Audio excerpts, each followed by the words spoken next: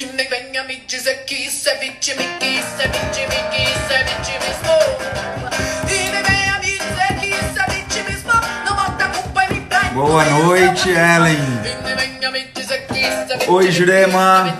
Estamos escutando aqui a Bia Ferreira. Oi, Litieri. Boa noite, meu amigo. Márcia, Fernanda, Edilane, Wallison. Boa noite, pessoal. Tudo bem? Hoje o tema é polêmico, galera. Boa noite aí a todos.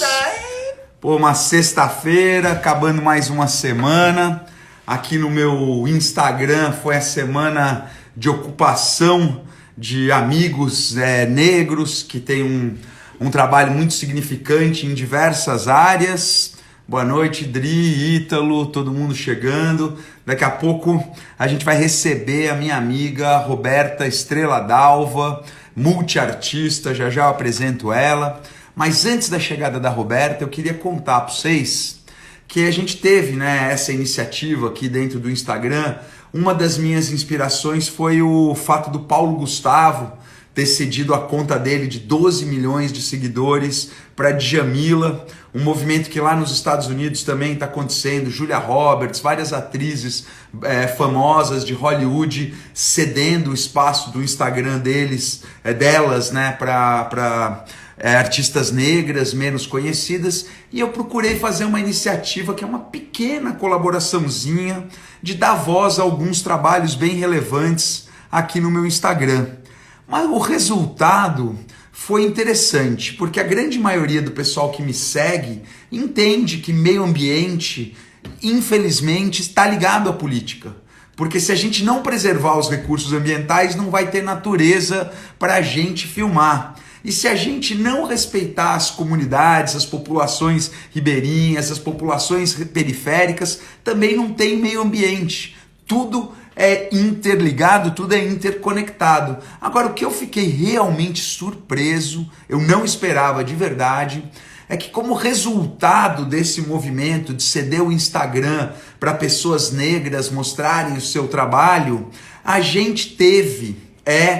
eu tive uma perda de 400 seguidores, de 1% dos seguidores, O tema de hoje, como bem me lembrou o Pedro, é audiovisual antirracista, e nós vamos falar disso daqui a pouco, mas me chocou o racismo de 400 seguidores irem embora. Muitos deles me chamando de comunista, dizendo que todo mundo é igual, então que não tem que falar de racismo, enfim... alguns fizeram comentários agressivos. Eu descobri perfil fake, então realmente existem os tais dos robôs do Bolsonaro, que eu não sabia que existiam, mas eles são uma realidade, entraram, me xingaram, realmente é chocante. Mas o que eu queria dizer para esses 400 que foram embora, pena porque eles não vão me ouvir, porque eles não estão aqui, foram embora já, é o seguinte: já foram tarde, porque quantidade não é qualidade. Entendeu? Não adianta eu querer postar a natureza para pessoas racistas, para pessoas que não estão abertas para abrir a cabeça e ouvir outras vozes. Então meu Insta tá mais leve, ele tem 400 idiotas a menos, que ótimo, e ficam as pessoas bacanas, as pessoas interessadas em várias discussões. E para esses que falaram que eu não deveria falar de política, eu tenho uma citação que é a seguinte: a política não se situa no polo oposto ao de nossa vida. Desejemos ou não, ela permeia a nossa existência, insinuando-se nos espaços mais íntimos. Ou seja, para preservar o meio ambiente, a gente precisa fazer política. E a autora dessa frase, que é uma provocação, por que não, é Angela Davis, uma das maiores militantes negras da história, do grupo Panteras Negras, veio para o Brasil recentemente. A minha convidada de hoje, a Roberta Estrela Dalva, conheceu a Angela Davis e a gente vai falar disso aí durante a conversa. Mas eu cito então mais uma frase da Angela Davis: quando a mulher negra se movimenta, toda a estrutura da sociedade se movimenta com ela. Então eu vou chamar agora uma amiga minha, mulher negra, que se movimenta a pacas e movimenta junto a estrutura da sociedade, A Roberta Estrela Dalva, multiartista, né? Ela é poetisa, apresentadora de televisão, atriz, documentarista, slammer, que a gente já vai falar o que é isso. Então, sem mais delongas, vamos ver se a magia aqui da comunicação audiovisual se faz via internet, que eu tô aqui para chamar a Roberta para entrar agora. Roberta, estou aqui, transmitindo com Roberta Estrela Dalva, aguardando conexão. Oi, Rô, boa noite. Oi, gente, salve, salve, boa noite. Deixa eu botar o fone aqui e ajustar. Pois é, eu já vou começar te pondo numa fria, Rô. Queria que você se apresentasse, né, falasse o que é o Slam Poetry e mandasse uma poesia de slam para o pessoal entender do que a gente está falando. Bom, boa noite. Eu sou Roberta Stradal, acho que o Laura se apresentou aí.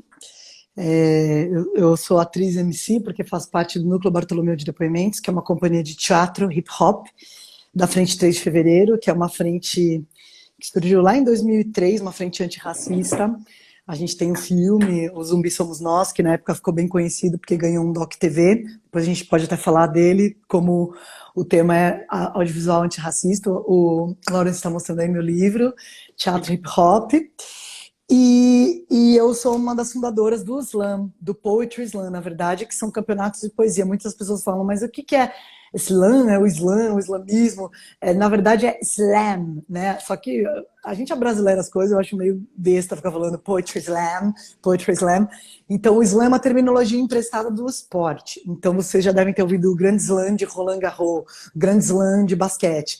Então é uma sigla para torneio, né? Uma palavra que se usa em torneio. Então é um slam de poesia, uma competição de poesia, um torneio de poesia. E ele acontece aqui no Brasil, tem mais de 220 comunidades. As regras são poemas próprios, no máximo 3 minutos, sem acompanhamento musical. Eu tenho um filme com a Tatiana Lohman, que é parceira do LOL também, nos documentários. Vou guardar um pedaço para falar só do filme. Né? É audiovisual, a gente vai falar do filme mais para frente. Mas tem um filme. Entender o universo do slam na prática, manda uma poesiazinha pra gente. Quem tá vendo aí não vai entender muito o que é o slam. Você vai entender o que é uma poesia que pode ser feita no slam, porque o slam ele tem a ver com performance, né? Ele não tem a ver com a escrita ou com um rigor técnico ou teórico. Ele é a gira, ele é o rito, ele é a coisa dos corpos presentes, o que está impossível de acontecer nesse dia. Então eu posso fazer um poema pequeno que tem um pouco essa pegada, embora que não seja um slam, porque o slam é o rito. Então uma poesia que eu falaria no slam, eu já falei, que quando o povo chega, chama lastre e queima, o mangue sangra, a boca seca, o povo insiste e teima, e se debate, bate boca, bate ponto, sobrevive, mas ainda reina, em meio ao caos e à imundície, essa sede por justiça, que não passa, não é pirraça, desamarra essa mordaça, e a mordida não é de graça, é só cachorro louco, é só cobra criada que aprendeu a dar o bote, que entendeu que tá em jogo, que não dorme no barulho, que não leva desaforo, é nego que não nega a própria raça. Isso que está em jogo é lutar pela paz, sejamos Mandela, sejamos racionais, para pensar e cantar, coração e fúria, que é feita de sangue, mas também de sol, solidão e de fé e de dor, de irmandade e de amor, é por isso que eu vou e eu vou, e eu vou. Um pedacinho. Me leva que eu vou. Essa foi... na sexta-feira. Essa poesia eu fiz pro disco da Ellen Oléria, aquela cantora maravilhosa que é minha amiga. Ela tem uma música que chama Afoxé do Mangue. Ela falou, faz um pedaço poético, tal. Eu faço muito isso nos discos das pessoas, dos MCs participam falando poesia, né? Pô, e agora, a tua poesia, assim, é forte. Eu lembro de uma frase sua também, dizendo não haverá paz para ninguém enquanto não houver paz para todos, né? E muito está se falando, né? Quando eu tive essa iniciativa aí de passar a voz do meu Insta e discutir o racismo, o Cicínio Veloso, ele entrou se declarando como negro, afrodescendente direto, o pai dele nasceu na Nigéria, e ele classifica a cota como segregacionismo e fala que é um remendo político para ganhar eleitor de idiota. Já me chamou de comunista e tal. Agora, como tá na expressão em voga, é o lugar de fala, né?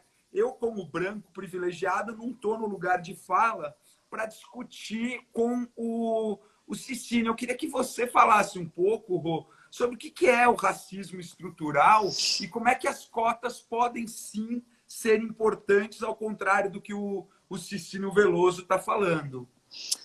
Mano, eu até teria lugar para falar com o Cicílio, mas eu não tenho saco mesmo mais para falar com essas pessoas. Eu até lugar que falo, eu tenho tudo, mas tem uma frase que anda por aí, né? Que tem gente, tem certas fascista, racista, não tem mais tempo para conversa. Eles têm que ser combatidos, porque é um pensamento que mata pessoas. Então essas pessoas, assim, não, a gente tem que conversar, a gente não tem que conversar com todo mundo, a gente tem que conversar com quem tem, né, ainda abertura, ou que, porque isso é ignorância, é um monte de coisa, isso que acontece. A gente sempre tem que considerar, quando a gente fala em cotas ou qualquer política dessas, como as cotas, que isso é uma política de ação afirmativa, né? Isso é uma política reparatória e a gente tem que considerar que o Brasil é um país que teve quase 400 anos de escravidão. Então, é à luz disso, não é uma coisa em si, ela está em relação a um passado, né? Então não tem como usar um critério meritocrata, porque todas as pessoas não partem do mesmo lugar, né? Há um atraso, há uma negação de direitos, o primeiro direito à vida, se você considerar que a cada 23 minutos, agora na pandemia parece que é mais, porque tem a morte por bala de polícia, né? A polícia de São Paulo é a que mais mata, que mais morre no mundo, né? Tem isso e tem também as pessoas que estão morrendo mais de Covid são as pessoas negras, que têm menos acesso ao hospital, que têm menos acesso a tudo. Então é uma herança maldita mesmo do colonialismo e desses quase 400 anos de escravidão. E isso é o mínimo, né? A gente ter que discutir cota em 2020 deveria ser uma obviedade não defendida só pelos negros, porque esse que é o ponto, né, Lau? Sabe, numa reunião, você ser mulher e ter que defender mulher. A gente deveria chegar num ponto que tivesse equidade, mas que as pessoas brancas estivessem numa reunião e falassem assim, não, isso aqui não tá certo, se sentissem mal de não ter nenhuma pessoa negra numa reunião de criação de sei lá o quê, ou numa reunião política, ou numa coisa que vai discutir saúde da mulher, como a gente já viu, e só tem homem, só tem político homem. Como é que você vai discutir saúde da mulher e só tem homem? A saúde do a política para surdas, pessoas surdas, e não tem nenhum surdo falando a opinião. Então, esse tipo de coisa não deveria ser o problema do racismo não é um problema da comunidade negra, é um problema da sociedade.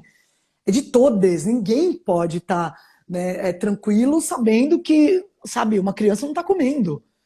Então é o filho dos outros, né? Então meu filho está comendo, meu filho está estudando, então dane-se o filho da outra pessoa. E essas pessoas que todas estão reclamando lá, é sempre o outro, fora esse cara que é igual aquele do Bolsonaro, aquele cara negro, aquele fantoche que fica lá com ele. Tem o outro da fundação.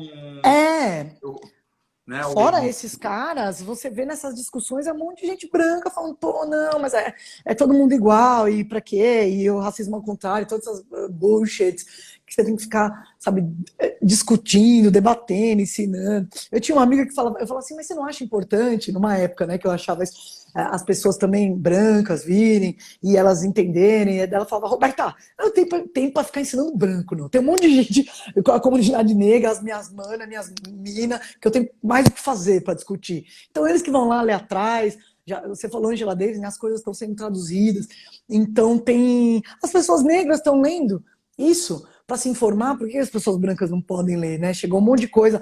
Eu tenho aqui um Racer, isso aqui, ó, isso aqui é um manual, é um negócio, Grada Quilomba, Memórias da Plantação, para quem quiser, estiver assistindo aí e quiser se informar, episódios do racismo cotidiano, tem várias questões muito básicas aqui. A Djamila também está fazendo um trabalho muito bacana, né? De formação, o lugar de fala, a coleção lá que ela lançou, que tem livro da Gil Borges.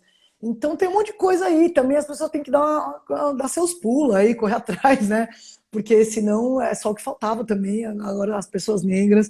Eu venho aqui também no seu Instagram, porque, né, eu sei que tem você é um lutador aí também, um warrior da natureza, tem sua luta, e a gente pode somar esforço, né? Tem várias pessoas também que são lutadores e tem frentes e tem a luta indígena aí e que podem se somar esforços. Mas até isso, você sabe que até essa coisa de ocupação de pessoas negras em Instagram, de pessoas brancas.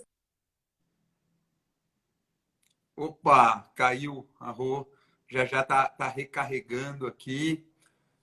Alô, alô. Perdemos aqui o contato com a Roberta. Eu aproveito aqui enquanto ela não volta, aqui enquanto o sinal está se fazendo. Rô, vamos desconectar e tentar conectar de novo. Aqui que caiu a conexão da Roberta, para lembrar vocês que em 520 anos de história do Brasil nós tivemos 388 anos de racismo, de escravidão. Né? A lei da abolição tem 132 anos. Então é muito pouco tempo, né? Ô, Rô, se você puder aqui de novo tentar entrar, aconteceu alguma coisa com a conexão. Minha amiga Rô foi criticar o negócio de ocupar Instagram branco e já caiu. Tá aparecendo censura, Rô. O pessoal que está nos assistindo não é censura, não. É a internet aqui. Estou tentando reconectar a Roberta aqui. Cadê você, Roberta? Será que caiu a internet? Opa.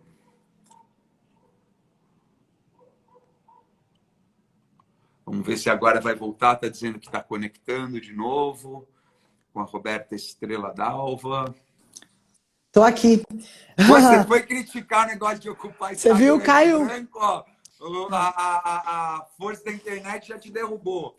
Não, nem era eu. É que tem uma discussão mesmo, né? Não é todo mundo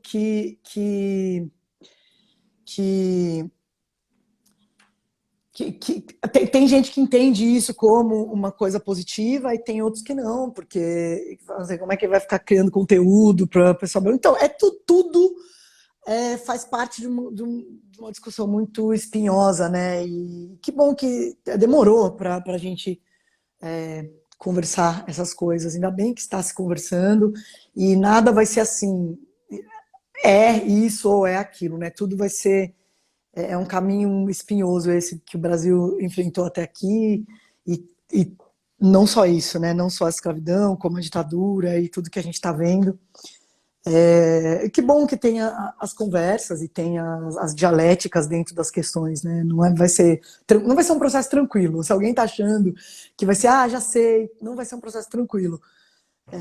A gente é amigo, né? Fora do Instagram, participamos aí de um grupo espiritual juntos, a gente tem uma intimidade, mas eu estava aqui pensando também que é um tema espinhoso, que ele gera um desconforto. Quem acompanha aí o Porta dos Fundos viu aquele vídeo muito legal que eles ironizam, né, com o Fábio Porchat e as mulheres, e daí que elas mutam o Porchat para poderem passar a mensagem. Então, eu fico aqui com um pouco de medo de parecer o Porchat aqui nessa live. Mas uma coisa interessante assim, é que as pessoas que mostraram o seu trabalho no meu Insta essa semana foram parcerias. Primeiro, com trabalhos que se conectam. Segundo, que estão germinando parcerias, né? Então, o Aldemir, que tem o Expedição Caatinga, estou combinando de quando acabar a pandemia ir com ele, conhecer o trabalho dele de campo como biólogo e veterinário para produzir algum conteúdo na Caatinga em parceria. O Eritieri, né, do Laboratório do Rio de Janeiro, me mostrou golfinhos e baleias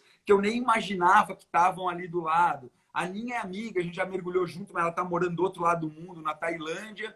E o Gui, do Guia Negro, também veio com um trabalho muito bacana. Então, eu acho que a intenção minha, eu não quero estar acima do debate, mas eu assim cresci fazendo capoeira, frequentando hip hop lá no Centrão, jogando bola em terreiro. Então, eu cresci numa casa onde a cor da pele não era um fator determinante nas relações e o racismo era reprimido. Então, eu estou tentando, com a melhor das intenções, divulgar esses trabalhos para criar mais redes. Agora, o que você acha que nós, brancos, privilegiados, podemos fazer para ajudar, né? Até teve um manifesto que vocês lançaram nesse sábado, mais de 132 pessoas e centenas de entidades negras lançaram o com racismo não há democracia. Então, eu queria que você falasse um pouco do manifesto e do que a gente pode fazer. Aham. O manifesto, vocês podem assinar ainda, ele está aberto. Enquanto houver racismo, não há democracia. É uma iniciativa da Coalizão Negra, que tem mais de 150 entidades, e dentre elas o MNU, né, 40 anos de luta, tem muitas, a Uniafro e muitas outras, né, de muitas vertentes, porque eu sinto que não existe o movimento negro no Brasil, não tem essa, né, ou eu sou o movimento negro, existem muitas vertentes que se conversam, e a coalizão é um lugar onde isso tem uma conversa já desenvolvida, e muito trabalho, muita luta envolvida. O Coletivo Legítima Defesa e a Frente 3 de Fevereiro, da qual eu faço parte também, está assinando.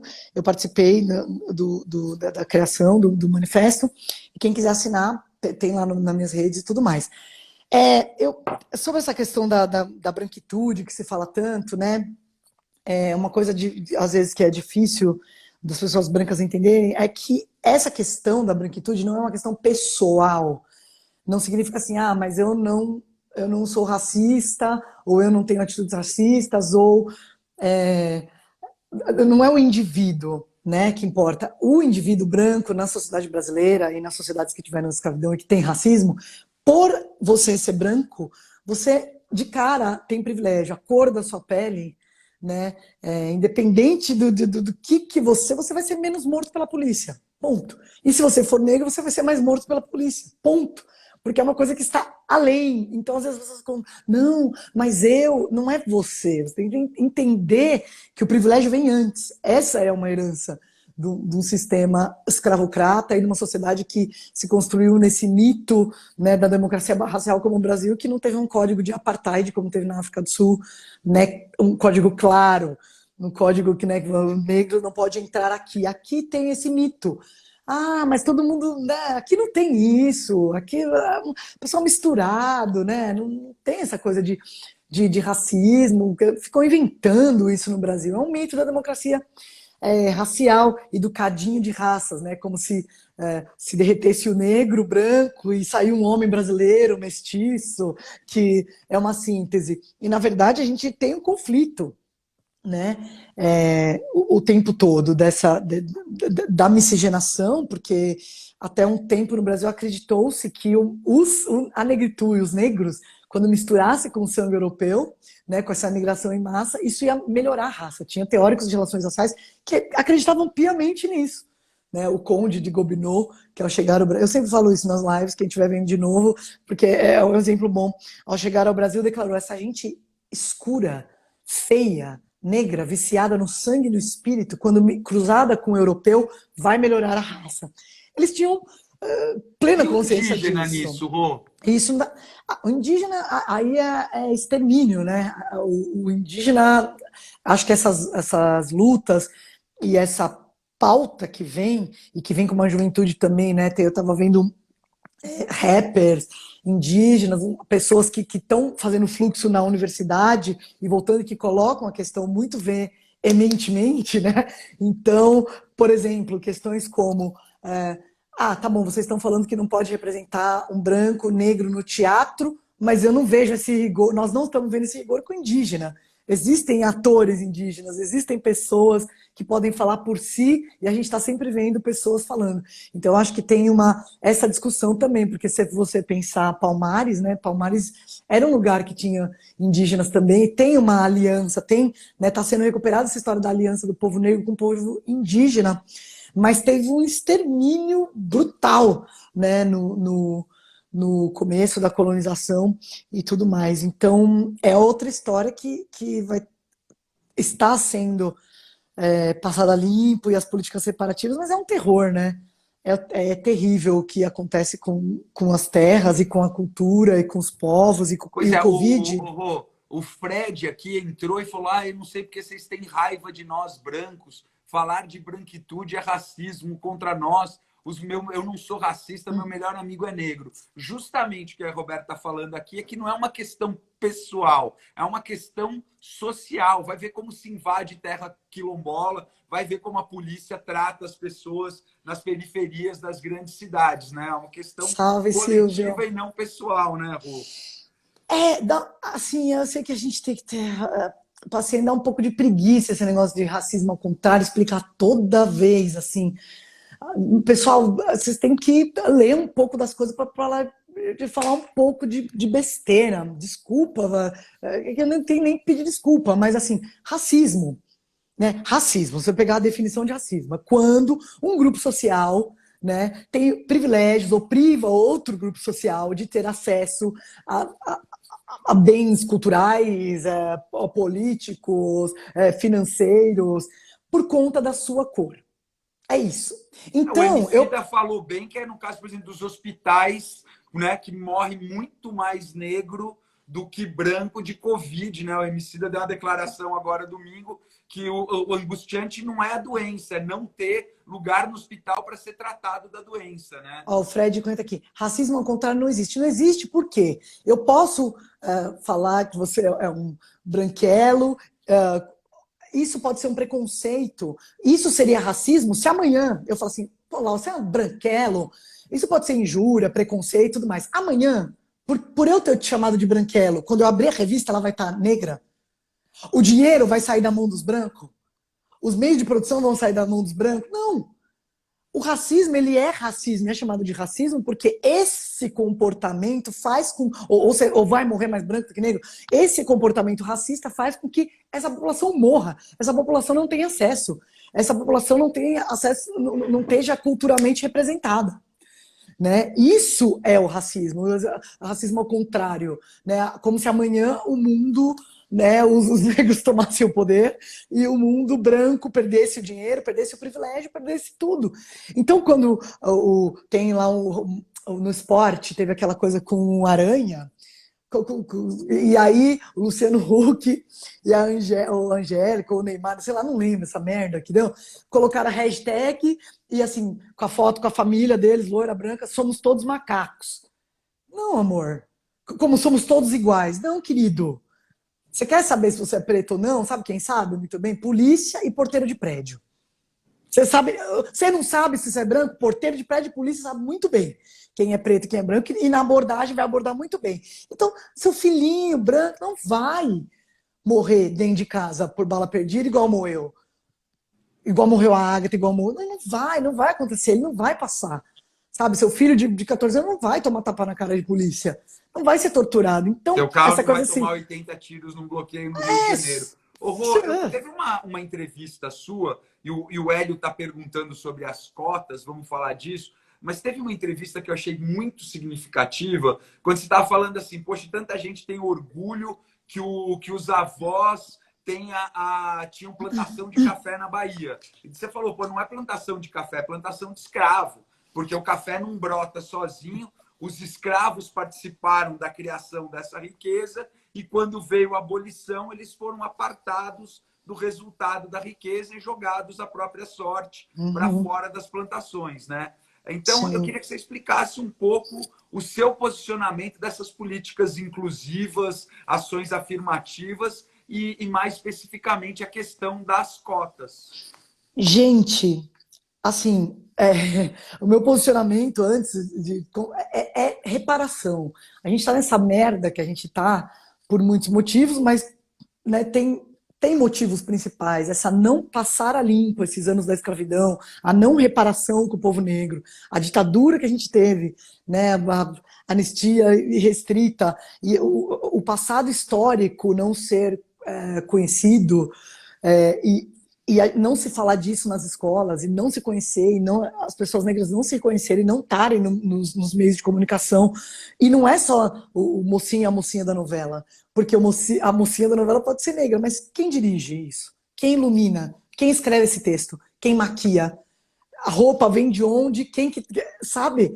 É toda uma cadeia que precisa ser reparada. Então, obviamente, eu sou a favor das cotas, porque como mínimo, ou é o mínimo que se pode fazer de reparação, dado que as condições não são iguais para pessoas, né? As escolas que as crianças negras frequentam não são iguais às que as pessoas brancas frequentam, né? Aí a pessoa vai falar, não, mas tem brancos que são pobres também, né? Aí Angela Davis, vamos ler lá, a gente vai discutir? Sim, vamos discutir o sistema capitalista dentro dessa discussão racial. Aí Angela Davis, mulheres, classe, raça, né? E gênero, então é mulheres, gênero, classe e raça, é interseccional. Aí vai, mas o que é a luta interseccional? Pega a Djamila e vai ler, pega as coisas e vai ler também, porque ficar explicando toda hora, tem que correr atrás. A gente tem que correr atrás de tudo, as pessoas negras estão correndo atrás, né? Sempre de tudo, inclusive disso. Inclusive, está todo mundo lendo essas coisas que estão sendo traduzidas agora. Que é um absurdo pensar que, né, a Patrícia Hill Collins... Né? Você pode entrar em canais do YouTube, você pode ouvir... ouvir podcast, se vira um pouco. A Bia Ferreira, a Djamila, a Roberta Estrela Dalva, enfim... Tem que se virar um pouco, porque senão, assim, aí fica apropriação cultural. Mas tudo agora... O que é apropriação cultural? Né? Qual que é a onda? Eu falo também sempre nas lives, porque a gente vai arrumando mecanismos para explicar as coisas rápido para as pessoas brancas. Porque também toma muito tempo. Então, a apropriação cultural é uma agência que chama África. E não tem pessoas negras trabalhando. Ou a festa da Vogue, que o tema é a África, e não tem nenhuma pessoa negra. Então, resumidamente, tem uma frase muito legal, que é assim, ser negro é legal, desde que você não seja negro. Entendeu? A sua música é legal, o seu tecido africano é legal, o Ox, não sei o que é legal, você não. Tudo que vem da cultura negra é legal, você não. Então, assim, o tema da festa é África. Não tem pessoa preta. Como assim? Isso é apropriação cultural. Óbvio que é. Você está usando a cultura e a pessoa que criou aquela cultura está alijada, né, está fora do direito de participar da cultura que ela mesmo e aí também criou. Tem a estereotipização da cultura, né? Quando você pega um negócio, tira a essência e transforma num espetáculo. Até eu estava vendo recentemente um documentário sobre os zoológicos humanos que existiram até 50 anos atrás. Em 1958, tinha zoológico humano na Bélgica. No zoológico de Bronx, de Nova York, eles puseram um pigmeu numa jaula de um chimpanzé em 1906. Nesse século, quer dizer, é um negócio chocante. Agora, você estava falando do audiovisual, né? Hoje é dia do cinema brasileiro, né? E você, junto com a Tati Loman, grande amiga, colega de faculdade, amiga aí da vida inteira, vocês fizeram um filme Islã, A Voz de Levante, filmado, né? Um projeto que foi feito ao longo de 5, 6 anos, vocês filmaram em Paris, em Nova York, ganhou um monte de prêmio o filme, né? Eu vi um pouco Hoje eu revi algumas cenas do filme, né, e vi um pouco da repercussão e tal. Queria que você falasse um pouco dessa tua experiência no audiovisual e como é que você vê hoje no cinema brasileiro, no audiovisual como um todo, a inclusão do negro, né? Eu quero só, antes de responder, vou responder, dar um salve para os slammers que estão colando aqui. Bicha poética, salve, salve, meu Ceará. Aqui, o Silvio Novelli, querido, maravilhoso. O Gustavo Arranjos também, que é slammer. Salve, salve todo mundo aí que tá colando. Paulo Baiano, Lail, Mari. Dá uns coração aí. Chuva de like, quem tá gostando. Eu sou apresentadora de programa de auditório, Laura. Aliás, um monte de gente aqui falando ai, que saudades do Manos e Minas. Gente, muita saudade do Manos e Minas. Cadê o Manos e Minas, mana? Manda coração, faz barulho aí. Bom, o Slam... esse filme... Bom, primeiro assim, audiovisual no Brasil foi uma experiência bem chocante para mim, porque é cinema, né? Vou fazer o primeiro filme, eu já tinha feito um filme curto, tudo bem? Um filme, um documentário, longa-metragem, estamos fazendo quase 6 anos com o dinheiro do bolso, arrumamos uma graninha aqui, outra lá que o pessoal acha que é um monte, foi uma graninha para finalizar a corta, nanã, lá da Rede Globo, da Globo Filme, uma graninha do Itaú, fizemos. O que você pensa? Lançamento, salas lotadas. Sabe quantos espectadores teve o Slam no cinema? Quantos? 800. Fucking 800. É muito pouca, gente.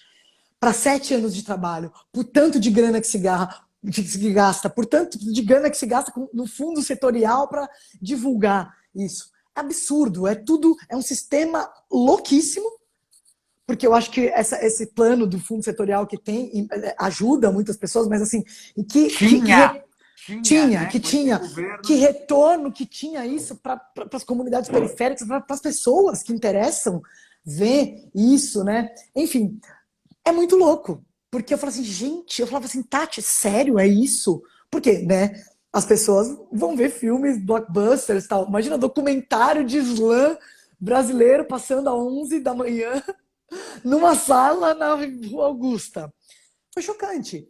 Então, as pessoas não é só no meu filme, as pessoas não. Você teve também experiência com o seu filme, embora tenha tido muito mais público, mas você imagina fazer cinema? Que poderia ter, foi muito pouco. Agora, só uma reflexão aqui, né? O que vem primeiro, o ovo ou a galinha, né? Como é que você vai fazer público se não fizer filme? E como você vai fazer filme se não fizer público? E aí entra essa questão do FSA, que eu acho interessante a gente comentar, porque, por exemplo, a Coreia agora ganhou o Oscar com o Parasita. Só que eles fizeram uma política, desde que foi um país arruinado pós-guerra da Coreia, nos anos 50, onde eles fizeram uma política toda baseada em educação e tecnologia, e investiram muito na cultura coreana. Tanto que tem fundo coreano bancando documentário feito por brasileiro, como a Lígia Barbosa e o Luciano Canzani, na minha área de oceanos. Você tem toda essa indústria da ficção, na cena pop, o K2 lá, a música coreana que rende bilhões. Então, investir em cultura é um bom negócio, mas como todo investimento, você tem que pensar em médio e longo prazo, né? E agora, no Brasil, a gente teve uma descontinuidade, e nesse assunto aí de audiovisual e tal, eu queria falar com uma certa propriedade, que o pessoal acusa a Lei Rouanet, a lei do audiovisual, sem ter noção do que é essa lei. Porque o imposto que origina essa lei é um imposto, no caso do fundo setorial, que vem do próprio setor do audiovisual e que vai gerar recurso depois. A Itália fez isso. Para ter um Fellini, um Antonioni, os caras ficaram anos bancando os Westner Spaghetti e perdendo dinheiro. Então, essa política dentro do Brasil dava resultado. E hoje, com a paralisação dessas políticas, você tem 450 mil desempregados diretos, né? Eu mesmo ganhei filme no Fundo Setorial do Audiovisual, que foi publicado no Diário Oficial da União. O pagamento era para sair em fevereiro de 2019 e agora nós estamos em junho de 2020, nem sinal do pagamento. Então, faliram as políticas culturais e aí você tem muito funcionário da indústria do audiovisual passando grandes dificuldades, justamente maquiador, maquinista, copeira, motorista, né? Como é que você vê essa situação dessa paralisação da indústria do audiovisual? Mano, é muito louco, né? Porque a gente tá, se você pensar que a gente tá sem ministro da saúde, se o governo não liga para a saúde, quiçá, o que cultura, né? É uma situação tão absurda, né? Essa ascensão fascista, né? Que varre qualquer coisa que possa florescer pensamento crítico, né? Então, isso já vindo, a coisa vinha se desmontando. Eu acho que tem uma coisa da política pública e também das pessoas, da gente estar cada vez mais individualizado e não ter a cultura da gente assistir junto, porque cinema, qual a diferença de você ver em casa no Netflix ou você estar na sala do cinema? É a experiência de estar junto, né? A experiência coletiva, do rito coletivo da gente estar ali e respirando junto, né? E fluindo junto da arte. Em época de vírus não dá para respirar junto. Agora não dá, agora não dá mesmo. Sair de casa, estacionar o carro, ou pegar um Uber, ir até um local, ficar em silêncio numa sala com o telefone desligado, numa tela grande, é uma experiência, como você disse, né? Ritualística e ancestral, né? E a gente está falando de Uber carro, porque para uma pessoa que trabalha o dia inteiro e tem que vir só passa na Augusta o filme tal do festival tal. A pessoa mora no Capão, a pessoa mora no Fundão da Leste. Bairro dormitório, né? Entendeu? Não, como que se quer que chega? Ainda teve o projeto da SP Cine maravilhoso que levou né? O Slam mesmo, Voz de Levante, passou na Casa de Cultura, nas salas da SPCine, que foi um projeto maravilhoso do Haddad, né? A Tata, ali, a Tata Amaral, as pessoas que trabalharam nesse projeto, é maravilhoso. Então, se cria alternativas, por exemplo, a Taturana Mobilização Social, que é uma plataforma que tem os filmes, o Slam tá lá, por exemplo, se você quiser fazer uma exibição coletiva, você vai lá, pede, elas disponibilizam, você faz foto, mostra, fala quantas pessoas fizeram, são maneiras de espraiar o filme, né? Mas é muito difícil Mas ainda. isso que no caso de vocês, o filme é de vocês, né? Eu não tenho nem essa possibilidade, que o meu pertence a uma multinacional, o Festival de Cinema de Ouro Preto chamou há um tempo atrás, a Mostra Ecofalante chamou, e o detentor dos direitos do filme não liberou. Então o filme está lá, agora passou no canal National Geographic, só para aquele mundinho de assinante, né? O Felipe está aqui lembrando, né? Falta sala de cinema na cidade para o número de pessoas, né? Felipe, meu amigo Não, do totalmente. IPT, lembrando disso, né? De cinema e ainda de teatro, porque teatro tinha uma estimativa, porque eu venho do teatro, né? Era uma sala para cada cento e tantas mil pessoas. E eles derrubando o teatro, botando no chão. A minha sede no Clube Bartolomeu foi derrubada para fazer Eu prédio de lembro do especulação movimento. imobiliária. Nós fomos despejados. Então, é um plano de emburrecimento, porque a educação, o olhar crítico para as coisas, é o que faz um povo levantar, né? Então é um plano, é planejado isso, que as pessoas não tenham acesso à cultura e não tenham capacidade de se emancipar o pensamento, né? Não tenham capacidade da escola militar, essas merda toda, que Não, ficam é uma burrice, fazendo. porque você fala do fascismo deles e também, assim, é um fascismo burro, porque a indústria do audiovisual ela gera lucro. Então você tem um momento que o Paulo Guedes lá estava antes da pandemia tentando crescer 2%, caindo a previsão de crescimento, e com 1,5 bilhão de real de fundo setorial parado, congelado, em vez de vir irrigar a cultura, né? Então é uma coisa que, além de tudo, agora bota um galã de malhação, nosso Cine paralisado, a crise do fundo setorial, falando de 1,5 bilhão, botam a Gagá da Regina Duarte e agora um moleque debilóide ali. Mas vamos mudar de assunto, começa a ficar irritado. O Hélio Hong perguntou se o Slam no Brasil tem a mesma formatação dos Estados Unidos, né? Pelo que eu vi no documentário, o movimento é inspirado. Você quer falar um pouquinho da formatação do Slam e dar dica de onde o pessoal pode ver o filme? Que nem o Hélio, por exemplo, está interessado? No mundo inteiro. Eu queria só falar uma coisa antes, que é um projeto, falando dessa crise do cinema, que se chama Plano Sequência. É isso? Tem foto minha. Tem foto do Sou um Lau. dos participantes. Hoje parece que foi lançado novo, então quem quiser ajudar esses trabalhadores do audiovisual que não tem como, né, estão parados e não tem como, para ajudar a sustentar essas famílias, é um Plano Sequência, dá um @Plano Sequência aí no Instagram, e tem fotos de fotógrafos incríveis, tem fotos do Lau, tem fotos do Azul, e você pode comprar uma foto, né, que custaria muito mais caro do que ela tá ali, por um preço legal. Se você puder ajudar, trinca lá na foto, e esse dinheiro vai para as famílias. A primeira fase do projeto ajudou muita gente, então é @Plano Sequência. Já fazendo aqui. Planosequência.org é uma iniciativa do Azul Serra, que também é amigo meu, da Roberta, também participa desse mesmo grupo aí espiritual que a gente participa, e o Azul teve essa iniciativa. O que é bacana é o seguinte: as fotos são vendidas a R$250, tem foto dos principais diretores de fotografia do Brasil, e descontado o valor da impressão e do envio, 100% vai para ajudar famílias de trabalhadores desamparados do audiovisual, que é esse pessoal que se cadastrou, que é copeiro, motorista, maquinista, assistente, enfim. E a gente gerou, na primeira etapa do projeto, R$233 mil.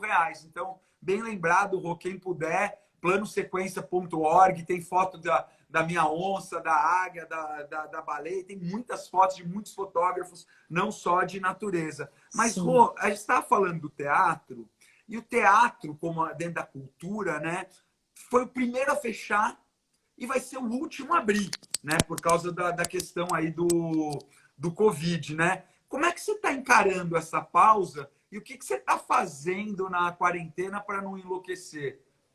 Eu coloco depois os dados, Hélio, no Stories, tá? Eu tenho trabalhado muito, por incrível que pareça. Eu tenho esse vilão assim de apresentadora, né? Então, eu tenho apresentado coisas, feito projetos, escrito coisas, ensaiado. Não porque grupo de teatro faz pesquisa, então a gente tem aproveitado, assim, um grupo de teatro, falei, a gente combinou, não vamos parar o bonde, é um grupo de teatro negro, vamos continuar lendo e discutir, se encontrando para discutir. O Bartolomeu se encontra, o Núcleo Bartolomeu, uma vez por semana para a gente discutir, às vezes duas, pautas e coisa. Esse ano a gente faz 20 anos de Núcleo Bartolomeu, seria nosso ano de comemoração. A gente deve começar a comemorar em novembro, para dar a volta, 3 de novembro desse ano até o ano que vem, né? Porque a gente tinha muitos planos e, né, fomos impossibilitados.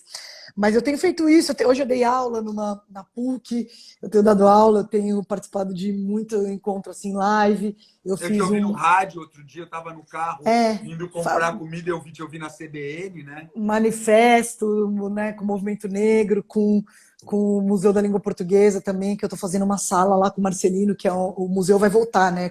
Teve um incêndio e com o dinheiro do seguro eles estão reformando e vai ter uma sala nova que se chama Falares, que são os falares do povo brasileiro. A E é o Tatiana Loma, Marcelino que é minha Freire que está parceira. falando? O Marcelino Freire é o curador junto comigo e a Tati que fez as imagens.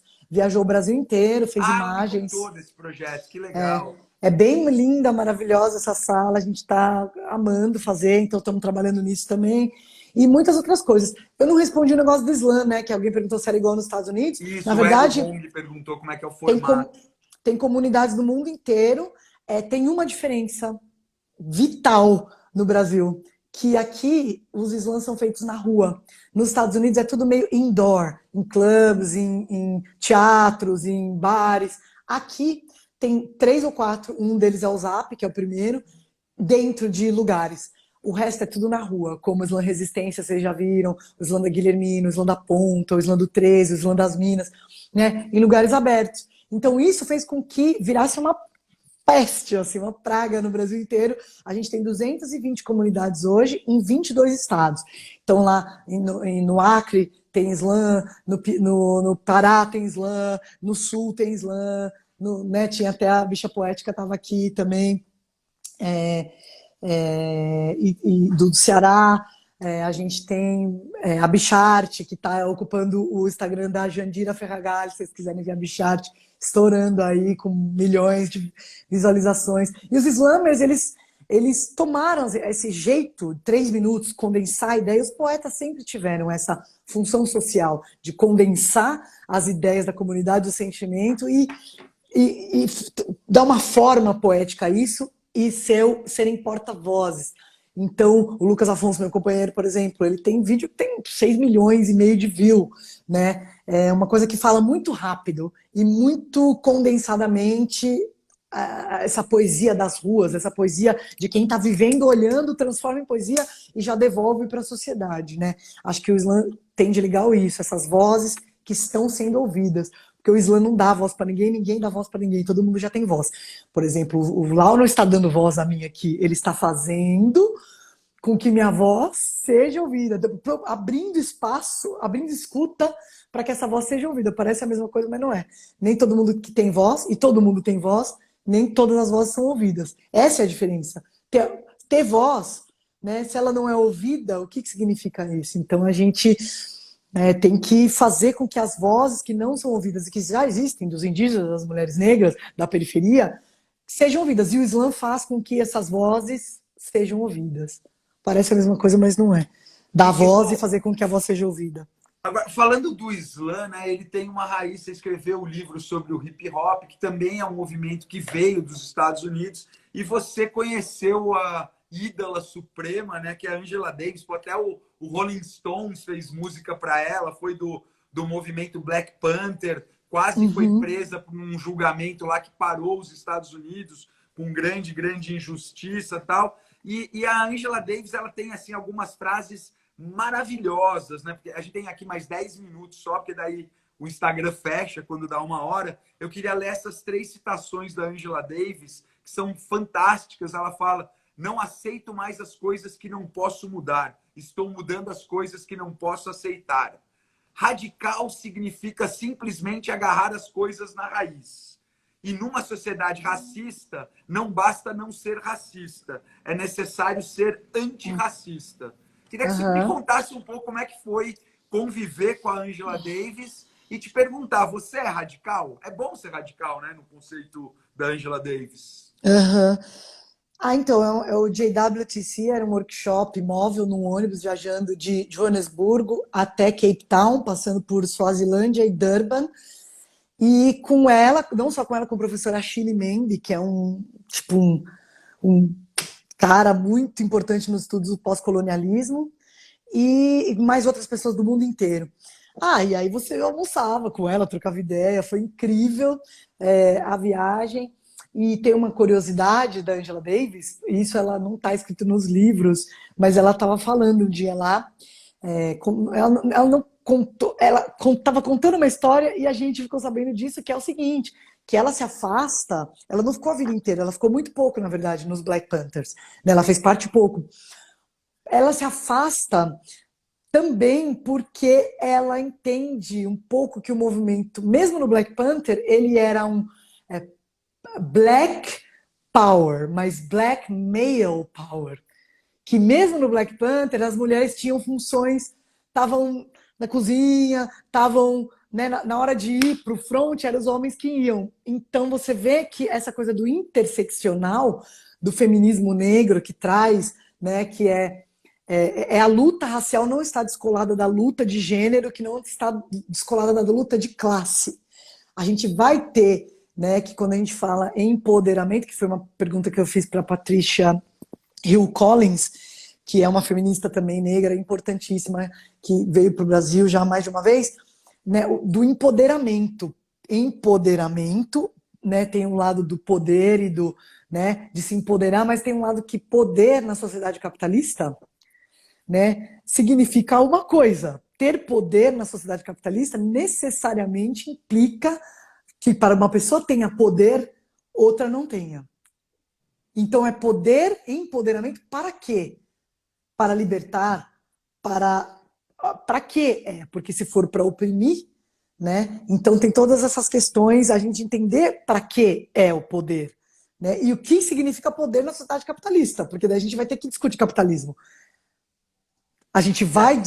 É um sistema que não tem mais para onde a gente está vindo isso agora. O recurso não é infindável. Eu vi uma definição muito interessante que fala assim, o capitalismo prega crescimento infinito num planeta que tem recursos finitos. Então, a Sim. própria questão ambiental da sustentabilidade está mostrando que esse crescer, poluir, é destruir e é se matar, né? Outro dia eu estava lendo até, alguém falou, poxa, é errado falar que os oceanos estão ameaçados. Quem está ameaçado somos nós, humanos. Porque a hora que destruir os oceanos vai faltar oxigênio, vai faltar comida, vai faltar lazer. Então é tudo interligado, né? E não dá para se falar em preservação de natureza sem respeitar os direitos, e principalmente dos povos originais, os ribeirinhos, quilombolas, indígenas, que estão sendo massacrados aí nesse momento negro da nossa história, né? Não, momento negro não. Esses adjetivos, olha só. esses adjetivos... Então, isso é uma coisa. Eu sou radical com isso. Você perguntou se eu sou radical. Eu sou. Porque ser antirracista é meio chato, porque você, às vezes, deixa desconfortável as pessoas, você tem que ser a pessoa chata. Então, numa roda, né? Mas tem que ser. Alguém fala uma coisa, e aí você fala assim, você pode... Porque às vezes dá preguiça, às vezes você não quer... Às vezes você fala assim, eu vou me dispor, às vezes você... Só que não falar nada...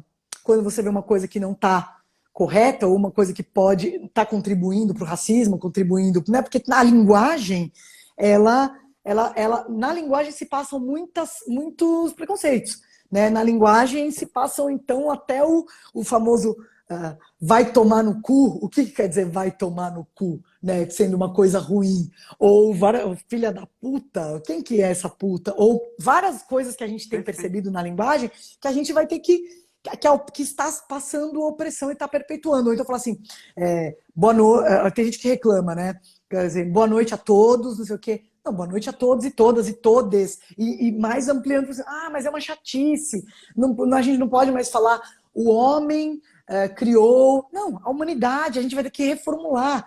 Então, eu sou radical, tipo assim, não vem com... Essa gafe que eu dei foi ótima para ilustrar aquilo que eu falo, né, desse racismo que às vezes está introjetado na nossa linguagem. Eu vi outro dia um imigrante de Gana, não sei se assistiu esse vídeo, um cara de Gana que está morando no Brasil há 20 anos e fala português, e ele fala isso, né, do idioma português, como quando fala humor negro, momento negro, como algo pejorativo, né, que não é para ser, né, é uma figura de linguagem completamente errado, como outro dia criado mudo, né, mulato, são expressões que têm uma origem absolutamente racista e a gente não conhece, né?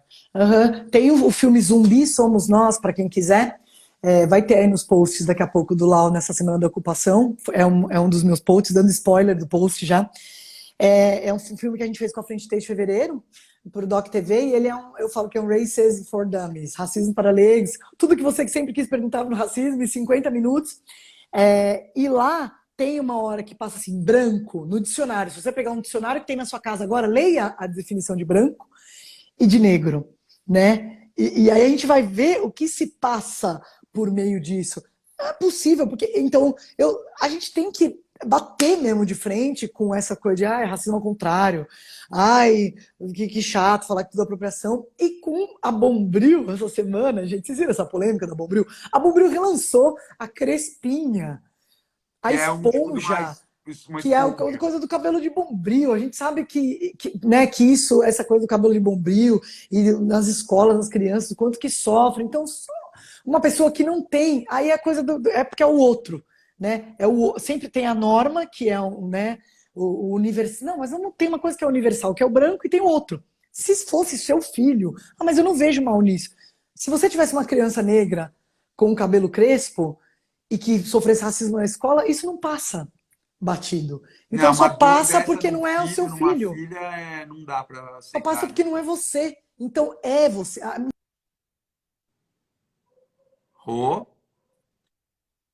De todos, ela não vai ser para ninguém. Não adianta achar que a gente vai ser livre enquanto uma pessoa não for. Não adianta a classe rica, branca, se trancar em condomínio com vidro blindado e achar que tá livre, porque ela vai viver com medo. Você nunca vai ser livre. Isso que está acontecendo agora, esse retrocesso na educação, na cultura, o preço que vai se pagar, né, e na natureza também, daqui a 3 anos, daqui 5 anos, é uma desgraça socialmente o que vai acontecer. O número de aumento de violência, o número de aumento de tudo, quando você tira cultura, arte e meio ambiente. É muito grave o que a gente vai enfrentar. Ambiente, né, todas as populações nativas, indígenas, e é um retrocesso. O que o Salles destruiu em 2 anos vai demorar 10 para reconstruir. É um retrocesso. Se der mais 2, vão demorar 20. Agora, o Insta fecha em 3 minutos. Nossa, o papo voa, cara.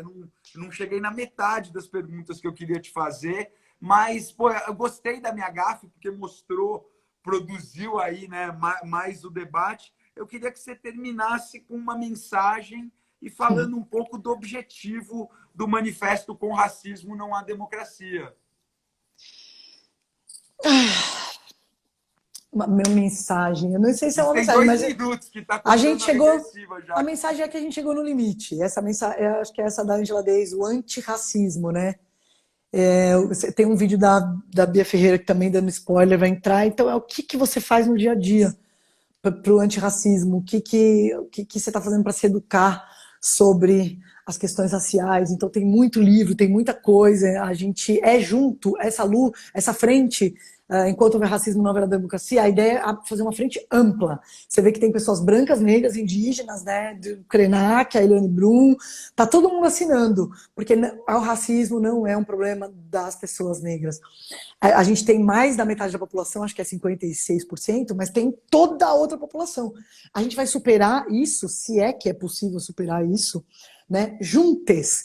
Então, se liguem nas coisas, nas iniciativas. Então, o primeiro passo, assine o manifesto. Lá tem muitas propostas, lá tem muitas entidades, lá tem muitas maneiras a quem se filiar, como lutar. Então, é junto com as pessoas que já estão na luta, né? Tá aí o MNU há muitos anos lutando, e todas essas entidades da coalizão têm jeito, consumam, né, já que a gente está ainda no capitalismo, né, arte de pessoas negras, né, livros, literatura negra, né, questione na sua escola por que não tem professor negro, né, na sua faculdade, por que só dão autor europeu branco para a gente ler numa pós-graduação de universidade? Cadê os autores negros? Como é que a gente vai discutir feminismo e não tem Angela Davis? Onde? Meu Deus. Tá, Simone de Beauvoir é Parece que vai importante. cair aqui, tá? Tem gente postando que agora Olha o tem João tempo Weiner aí, ilimitado. salve! Bico Duro, todo mundo que tá aí, salve. O João Weiner, curtam lá o vídeo que ele fez para a coalizão.